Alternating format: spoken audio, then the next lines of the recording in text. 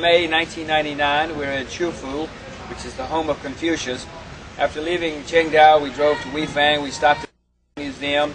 We drove straight away here because we had a performance of traditional Chinese musical instruments and dance, theoretically honoring Confucius and the style that took place when he was alive and when he lived around here. Today we're going to visit Confucius Mansion, Confucius Temple.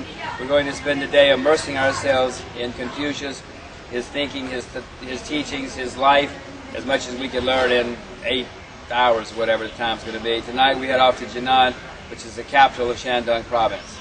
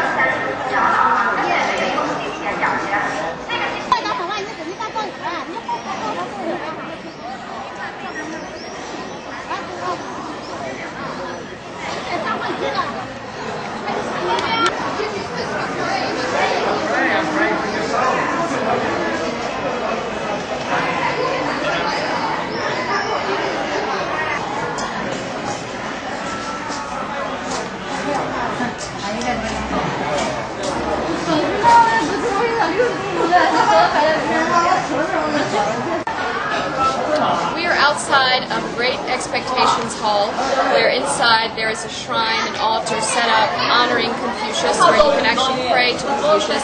And outside, and just behind me, you can see these magnificent dragon columns. These are the only dragon columns in China. And when the emperor used to visit here to worship to Confucius, they would cover these columns in yellow cloth because he was very envious of these because they were more beautiful than what he had at his home at the Forbidden City. So when the emperor came, they covered these beautiful columns since they were the only dragon columns in China.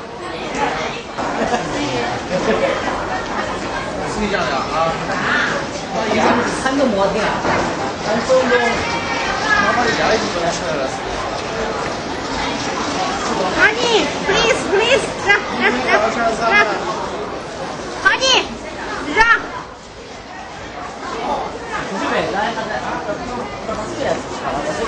We're at the tomb of Confucius, the man himself. This whole area is a great, huge natural forest, as they call it.